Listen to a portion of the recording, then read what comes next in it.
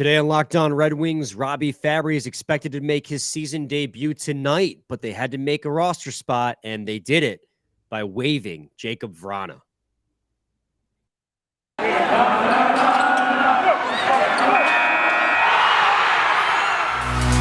You're Locked On Red Wings, your daily podcast on the Detroit Red Wings, part of the Locked On Podcast Network, your team every day.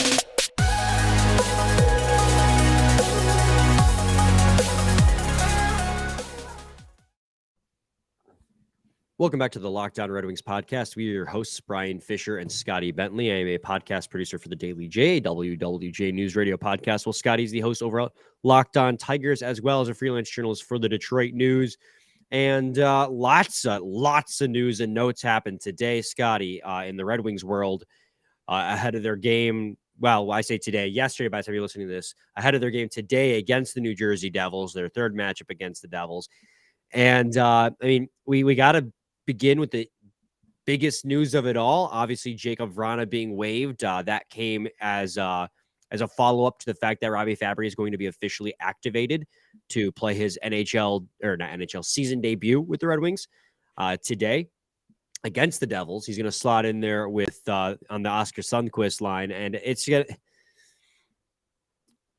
I mean, when it comes to JAKUB VRANA getting waived, because we have to lead off with that story, we will talk about Robby Fabbri and what to expect out of him in his first game back as a Detroit Red Wing, like later on. I know chronologically that's not how it happened, but you know, this is the biggest news. We talked yesterday at the end of the episode, and we asked Andrew, like, you know, who would you like to see get sent down?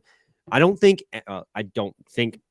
know nobody expected JAKUB VRANA, of all players, to end up getting waived. Now, we knew his conditioning stint in the AHL was extended to the entire 2-week stint. But I don't think anyone would have ever thought that JAKUB VRANA was going to be the player placed on waivers, because of the fact that exposes him to every single team in the NHL to get claimed. So my initial reaction, Scotty, when he got placed on waivers, was WTF. I was beside myself, and to be honest, I was a little bit angry.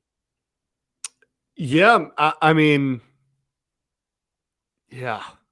We'll certainly get into the on the ice like theories about why this move could still make, you know, hockey sense, or like what the angle is. But it certainly is unbelievably surprising. That is for sure. Like you said, I don't think anybody was waiting for 2 p.m. to roll around and expecting the player to be the odd man out to be JAKUB VRANA. I think surprising is an understatement.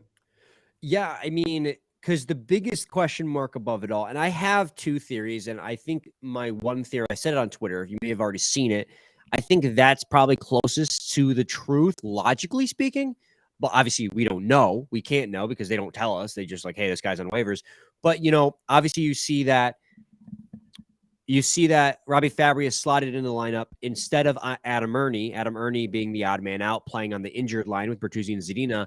I think a lot of people were led to believe that would be who would be waived, Adam Erne. Right. And it made a lot of sense. Now, you know, we talked yesterday and we've talked off the air, and we think that, you know, of the two, I think Adam Erne, despite his obvious hiccups that he's made in recent games, probably has more value to the team than Pius Suter, because the team has 3 or 4 Pius Suters already, but no one has the physicality and the edge on the forward core, at least, that Adam Erne brings. He leads the team in hits by 40, but he was still a candidate to get sent down, and I wouldn't have been angry, but that's not who they went with.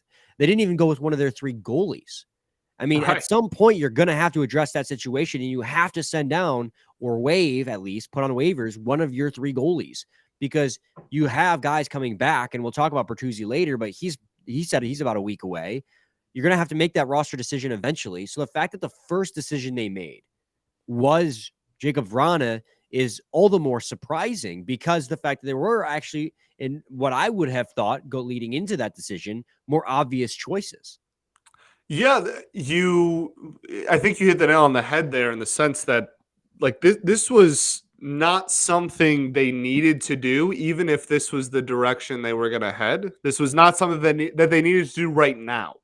Yeah. Even if this was a belief of like, hey, this might be what actually is best for the roster, the way it's constructed right now. And again, we'll get into why that this still could all make some sense here in a second, but the I don't want to say urgency, but this like the immediacy of it, like just like it happened, it happened now. Like you we're gonna do that over like one of the three goalies, or over Ernie or Suter, or over one of the kids that are literally already waiver exempt. Like that's I don't think it's a statement per se. I genuinely don't, but optically it is certainly bright and highlighted. I mean, that's Yes. for sure. It sticks out. It was an exclamation point on Yeah. what was otherwise a really positive news day, Yeah. because of obviously the news that Robby Fabbri was definitely playing on Wednesday, making his season debut after his third ACL tear. That's fantastic news. But I mean, you want to get into my number one theory, and again, this is my theory. This is speculation on my part, but I think it has to do with the fact that this is a smart roster decision, in the sense that you didn't have a roster spot available. You had to make one. And JAKUB VRANA just flat out isn't ready for the NHL yet. And he isn't ready to make the NHL at the end of this week, when his 2-week conditioning stint would be up. He's played 3 AHL games. He got robbed on a goal in one, but he's been a -5 with no points thus far. So maybe the theory is that this is the smartest roster decision, in that he isn't NHL ready at this moment, because he has not played since October. It's not the same as Robby Fabbri, who's been slowly rehabbing and getting back to game speed over the course of months. Vrana didn't touch the ice for 2 solid months, and 2 solid months without playing hockey is a lot to set you back. And so maybe he isn't ready to play at the NHL level yet. And at a $5.5 million cap hit with another year left on that contract, Steve Yzerman was comfortable taking the gamble that no team's going to want to pick up a guy who's only played 39 games since getting dealt to the team, despite, what has happened to make it so he's only played 39 games is a lot of freak things. But the fact of the matter is he's only played 39 games. Now, in those 39 games, he's scored 32 points, 22 goals, fantastic production, but he's probably banking on a gamble that no team's going to want to spend $5.5 million this year and the next on a player who can't stay on the ice consistently and isn't ready to play at the NHL level yet, because that means that team's going to have to then try to waive him and send him down to the AHL level for him to be then exposed to other teams.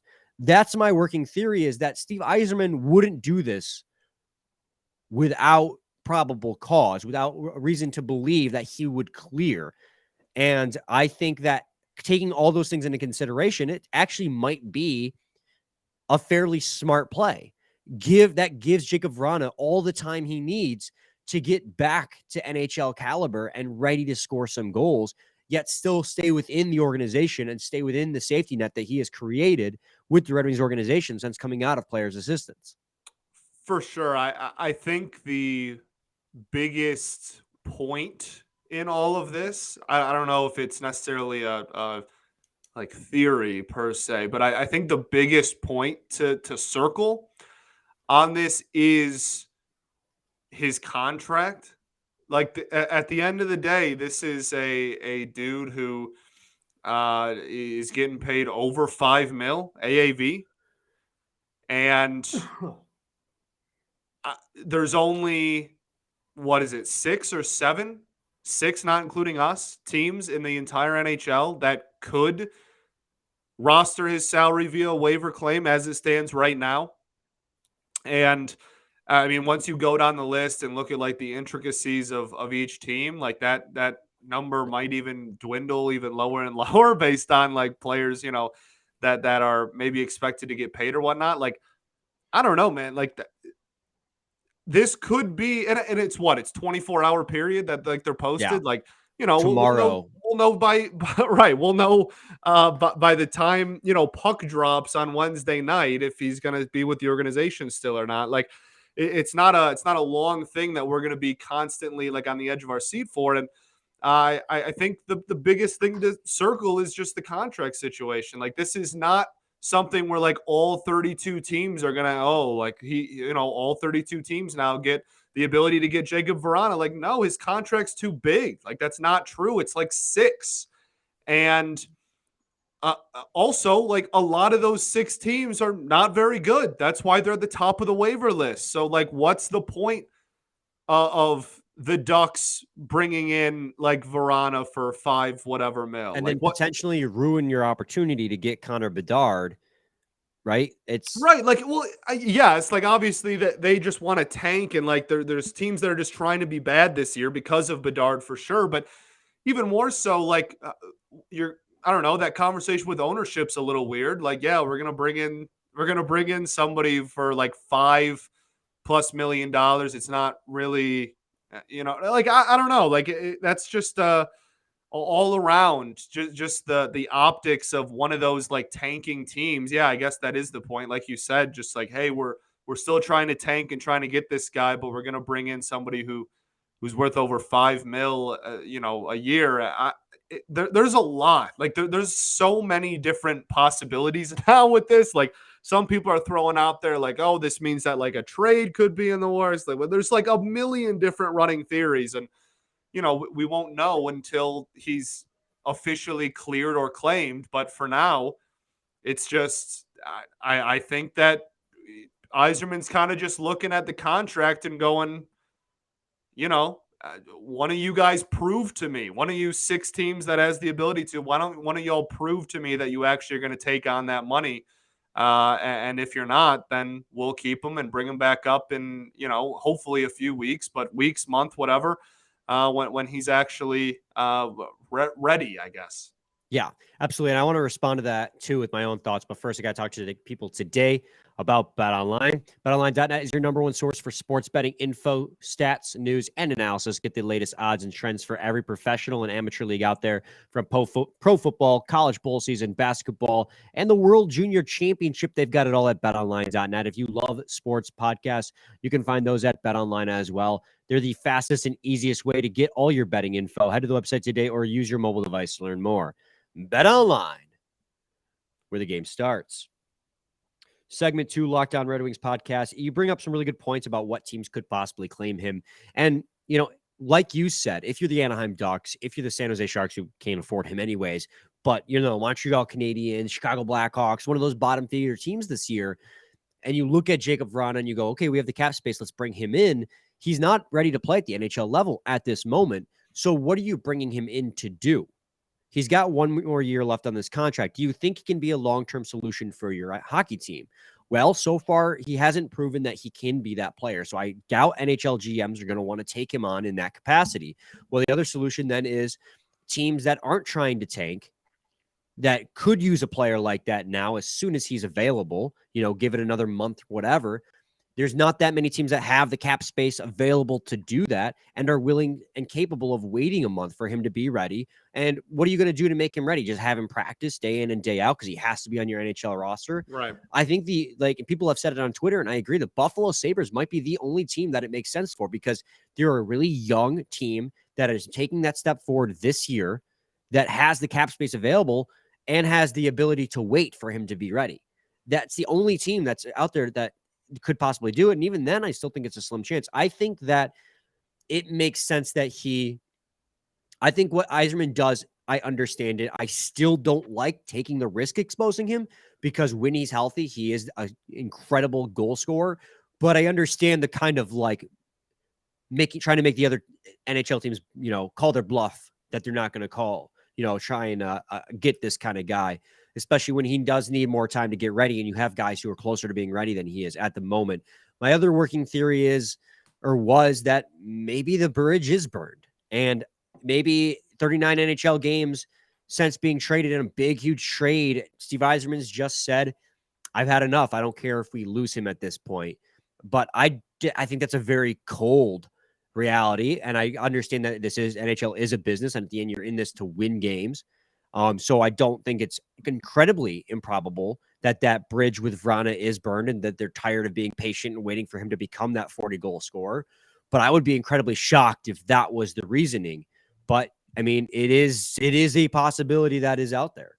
Yeah, I mean, like anything's possible, right? Like, and that's the thing about this situation is just there's so much just with like him as an individual player. Obviously, this entire season, there's been so much that rightfully so has been very held very close to the chest, and that's fine, and that's his right, and that's the organization's right, and there's nothing wrong with any of that at all. But then when something like this happens, everybody is just going to start speculating like crazy, and there's going to be a million theories, and like people are looking at his social media now and are like, oh look, like there's no there's no affiliation to the Red Wings, and it's Instagram now, and that means he's gone and he hates us, and it's like there's just like it's such a spiral, you know what I mean? Like it's such we'll know by puck drop tomorrow. We will.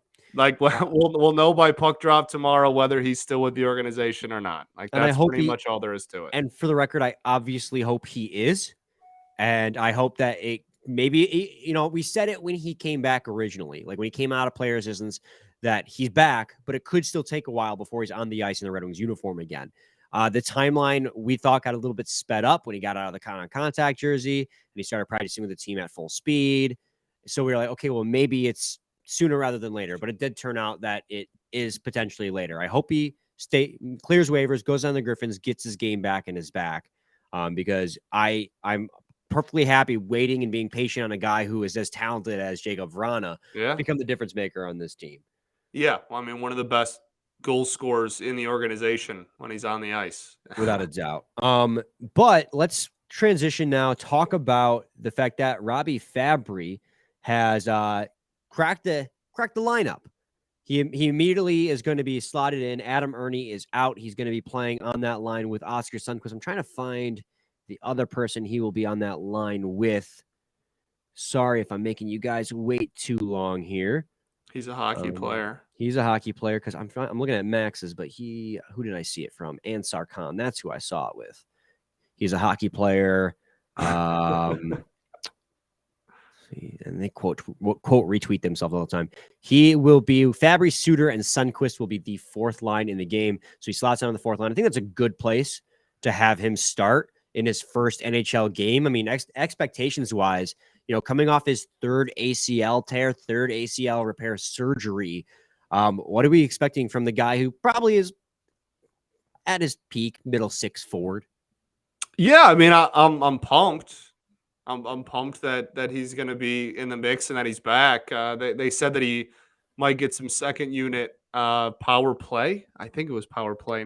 Power play. Yeah, second unit power play minutes too, which is fine. That works for me. Look, I mean, I think this is another one where like I don't think we're going to get like peak 2021 Robby Fabbri off rip, but we'll see how many minutes he gets at the beginning, and I don't know, ease into it. I don't know if that's the right word, but yeah, I'm glad he's back for real. Like that's obviously he's overcome a lot of just leg injuries, specifically, just over and over and over again. It seems like, so I'm glad he's back. With the contract extension right before last year, that was obviously really tough timing for all parties involved. So I'm just hoping that he returns to form, I guess we'll say, quicker rather than later.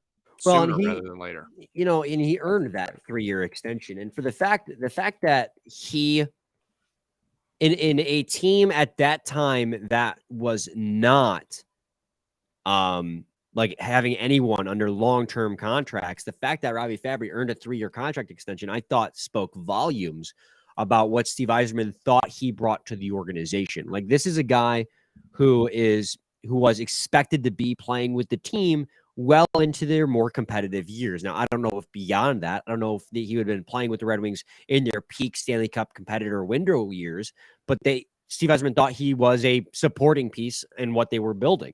And, up until that point, he had 30 points in 56 games played. So he was averaging over a half point per game. So he was averaging to be about a 50-point guy for the Red Wings. And that would have been a phenomenal step forward in Robby Fabbri's play. And I just hope that he can reclaim that and hopefully not have lost too much of a step speed-wise after his third knee injury, because defensively, he leaves something to be, something to be desired. But offensively, as a winger, he can score, man. Absolutely. I mean, I like that they're putting him on the power play too, the second unit for the power play as well, for that same reason. I mean, this is for a team last year that was so inconsistent offensively, and really at points was just like, if you stop I guess it was stop the top line, then it was stop, the Guelph line, and then it was like, if you stop the top six, you're not going to give up points. And just for as he added a little bit of offensive consistency to a team that really lacked it last season. So, I mean, he was on pace one goal off, actually, his career high in goals that he acquired in his rookie season. His career high has been 18 goals, and he got 18 goals in 72 games in his rookie season, the longest season he's played in his entire career in 2015, 2016. And then in 56 games last year before tearing his ACL, he had 17 goals. So he was going to crush his goal total, and he was going to crush his point total because he had 37 points in 72 games his rookie season. And he had 30 in 56 last year. So, I mean, Robby Fabbri had, like I said, absolutely earned that contract extension and was poising himself to be a fantastic middle six forward who could score at a pretty decent clip. Yeah. Now, if he slots down, maybe he's third line top now with all the added talent the Red Wings had. That's still fine. If he can still bring... It's a good problem to have. If he can still score like 30 to 40 points on that bottom two lines, that's still incredible value out of Robby Fabbri. I'd be more than happy to have that kind of value. I mean, obviously you paid him to score the middle six, but you've added so much depth. So, and when we come back, we'll talk about this game against the New Jersey Devils. We'll break down, or preview rather, this third matchup against them, as well as, maybe riff a little bit about the fact that Bertuzzi is going to be back probably within a week. There's so much to break down in this episode of Locked On Red Wings, so stay tuned. Segment 3, Locked On Red Wings podcast. Scotty, the Red Wings played the New Jersey Devils tonight. Robby Fabbri, like we said, it's his season debut. I keep wanting to say NHL debut. This is not the same New Jersey Devils team that we have seen and had seen last time the Red Wings played them and got absolutely smoked. What was it, 6-2 by the Devils? They went on an incredible tear. They won like 12, 13 games straight, something insane, maybe even longer than that. But then they went on a huge 7-game losing streak, and they've lost, let's see here, 1, 2, 3, 4, 5, 6, 7, 8, 9 of their last 11 games. They've lost 9 of their last 11 games. So they are a team that is struggling right now to get in the win column. But they are still a team that is consistently putting up an incredible amount of expected goals a game. So they've kind of fallen back to where they were before their incredible win streak, where they're still playing really well at even strength, but they're just not finding the back of the net. And if you're the Red Wings trying to build some momentum back after your own, 5-game loser streak, 6-game loser streak, I mean, this is a team you want to take advantage of. Yeah, 100%. I mean, this is, no matter... Honestly, I don't care how good the Wings have been lately or how bad Buffalo's been lately. Like, this is just a team that you should probably beat. Yeah. You know what I mean? Like, I don't know if it needs to even be like a look at the past, like look at the recent games, look at the seasons, like just like kind of objectively, this should be a game that you should go in and feel like you are the better team and you have the ability to win in. So, this is a game where you feel like you have something to prove. Yeah, 100%. Look, and I understand. I realized I just said Buffalo, and I 100% meant New Jersey. We knew what you were talking about. But like we talked about at the beginning of the season too, like this is a weird season for New Jersey, and like they got off to the incredibly hot start, and then like you said, they've cooled down. And when we played them, what was it, like the second or third game of the year? Yeah, and we killed them because their goaltending was bad. Right, but like they like outplayed us. Oh, like it was one of those weird games where like they pretty clearly were the better team on the ice, but we won the game because their goaltending was horrible. And then so and then the last time we played them, like you said, we got punched in the mouth. So it's just like this weird season, but. Like, I don't care. Like, I don't care about, like, the hot start or, like, lately. Like, going into the season, no one thought this Devils team was good. and you should be able to go into this game with your head held high and thinking like we have a better roster than the Devils. And I think that water is starting to find its level over the last month, and I think that kind of proof is in the pudding there. Well, like I said, though, they are still a very consistent team offensively. They're just struggling to find the back of the net for whatever reason. They have the second most shot attempts in the league, just behind the Carolina Hurricanes. That was problem the last time we played them. Yeah, they have the sixth least amount of shot attempts against, and that makes up for the second best Corsi for percentage at even strength in the league at 56.07. They have the best expected goals for percentage, or expected goals for rather, in the league at 92. And then their expected goals against is sixth best for their total of second best expected goals for percentage at 5-on-5. They are a lethal team at 5-on-5, but for some reason, they're just not finding the back of the net. They've been snake bitten because you can't even say, oh, it's quantity over quality, because they lead the league in expected goals for. That means that they're taking quality shots. It's just not going in. Right. So they're just running into hot goalies or something. The New Jersey Devils are a really dangerous team still. They're just snake bitten right now, and the Red Wings have got to take advantage of that. Yeah, 100%. And one of the other like big things that stands out for this team is when looking at the special teams, the 5-on-5, like all of those metrics were really good when they were rolling, and like are still really good, like you mentioned, even with the losing streak that they find themselves on. But the power play is like towards the bottom of the NHL, and like that's something again that like the Wings hopefully can take advantage of. I guess take advantage by not allowing goals on the power play. But this is a special teams unit that in a season that has seen really high peaks and now I guess lately for New Jersey really low valleys. The power play is something that they've struggled with, and so having the ability to potentially outplay them on special teams is, again, like that plays right into your forte, your strategy, your whole thing really this year has been like, oh, we're struggling on the 5-on-5, but we're going to beat you on the rush and on the power play. Don't, have a good penalty kill, have a good power play, go out there and win a hockey game. I don't know. Yeah, I mean, I really think that if you were to break this down in the simplest of terms, Scotty, their biggest issue just again is goaltending. It's exactly like how the Red Wings won that game at the start of the season, because their power play is one of the best in the league. Their power play is down there as one of the worst in the league, but their power penalty kill rather is up there as one of the best in the league. Right. So it's like they're shooting the puck, they're preventing shots against, and on the penalty kill, they're doing a good job of stopping the opponent from getting shots against. So then the only thing left is you got to look at their goaltending. And yeah, they're not that great. Mackenzie Blackwood, who's been getting the bulk of the starts, has in goals saved above expected of negative 0.42. Vanacek has been very good for them in his limited playing time, as has I have that backwards. Mackenzie Blackwood hasn't been getting the bulk of the start. Vanacek has goals saved above expected of 2.4. So I honestly don't know. I don't know why they're losing games, because if you look at their recent statistics, if you look at the recent score totals, it's been loss 5-4, win 4-2, loss 3-1, loss 4-3, win 4-2, loss 4-1, loss 4-2, loss 2-1, loss 4-1. They a lot of 4s and 5s and 6s in those losses. So they've been allowing goals despite not letting a ton of shots up, not letting a ton of shots, quality shots against. And also their goaltending's been good in Vanacek.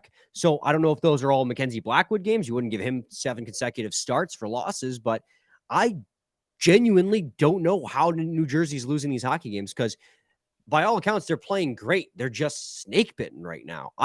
That's all I can think of, is that they're snake bitten, because I can't find anything. I can't find a hole besides their power play is not very good, but their power play is not the reason why they're giving up 4 goals a game. Let's go put up 4. I'm for it. I'm just baffled. That's all. Did you say I'm for it? Was that intentional? Oh, hey. If it was on purpose, I hate you. No, it wasn't. That wasn't intentional. That's fine then. I'm all for it. That time was intentional. So dumb. I don't get this Devils team, man. I don't get it. Anyways, the over-under is set to 6.5. I'll take the over. I'm going to take the over as well. Don't take the over with the Red Wings that often, but this Devils team, there's something weird going on. It must be some kind of analytics that I don't know of that is screaming to me that this team is why all this team's not analytics, failing. Brian. I do not know all analytics. I barely know the analytics I do know. I put on a front for the listeners. But yeah, there we go. That's it. I think I've said my piece. Okay, same. Is that how we All right. usually end shows? I think so. Any final thoughts?